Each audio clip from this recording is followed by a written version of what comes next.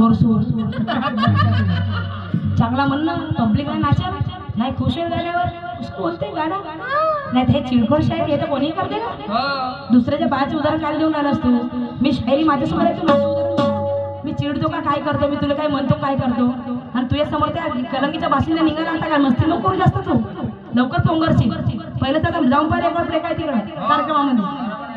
तुझ्यापेक्षा जास्त नाही आणि जास्त कार्यक्रम आहे आणि म्हणून अरे आपली चलावते चिडते हे आता शहाणपणा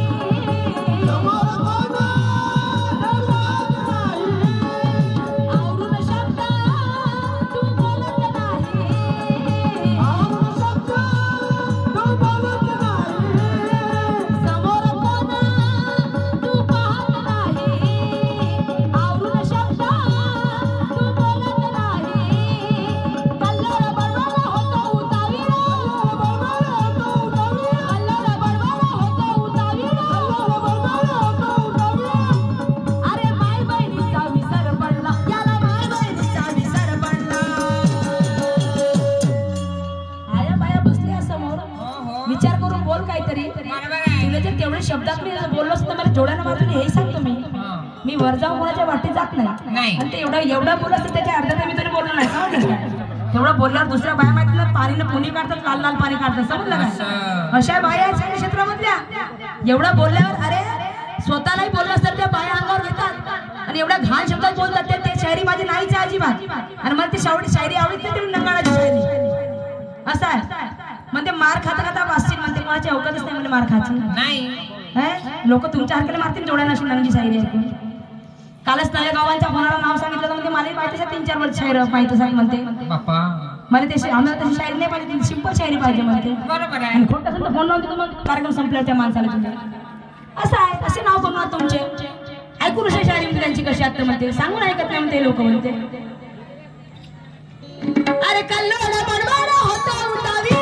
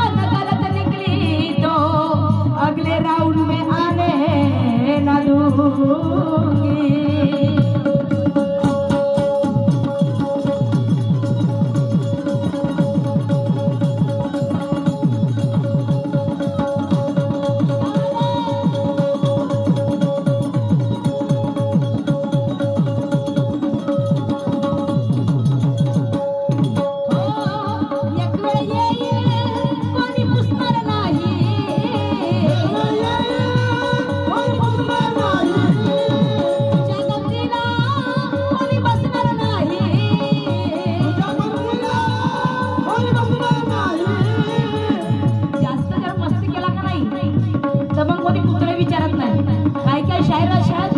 बाहेर तुम्ही आपल्या घरी उठून चालले जा म्हणजे आम्ही शायरी करतो म्हणतो. तर मग तुम्हाला एवढी शायरी करायची आहे तर तुम्ही नंगनाच करा तिकडं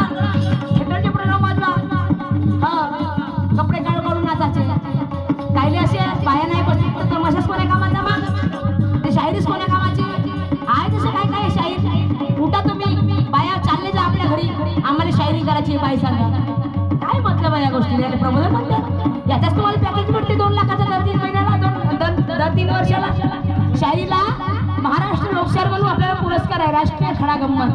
राष्ट्रीय खडी गंमत कायची आहे राष्ट्रीय खडी गंमत हे अशी भाड मांडायला आलीस का गुखावाली गेलतीस का भाडमास्त्रा झोपतोस का एवढी खाऊ खाऊ पोखरीस काऊन तुझ्या नवरास आहे का हे असे शायरीचे 2 लाख रुपये देतात माझे माय बाप हो. हे शायरी होय घरादारावर शायरी बिना काही म्हणल्या ना. एक वेळ येईल कोणी पुसणार नाही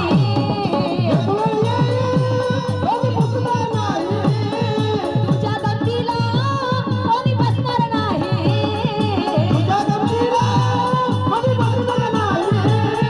सुरमाचे विचार शिलाने आचार सुरमाचे विचार शिलाने आचार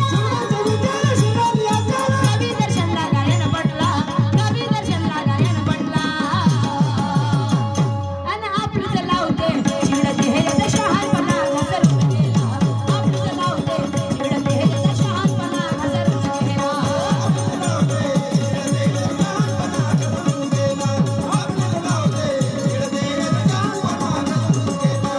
तुझा गुरु म्हणते कोणता आहे म्हणते तुला गुरु केलीस तर म्हणते त्याला आणि त्याला इकडे म्हणते माझा गुरु तर केव्हाचाच निसर्गाला प्रिय झाला मला गुरुदर्शन दिलं ना. पण जो माझ्या मागे उभा होता ना तो दर्शनची गजबी हे सारे लोकांना माहिती आहे त्यानं मला अशी शिकवलं नाही चिडकी शायरी करायची आणि त्याचे गुण मागायला तेवढा पुरेच्या पुरे समजलं ना. नाही तर मला चिडायला वेळ लागत नाही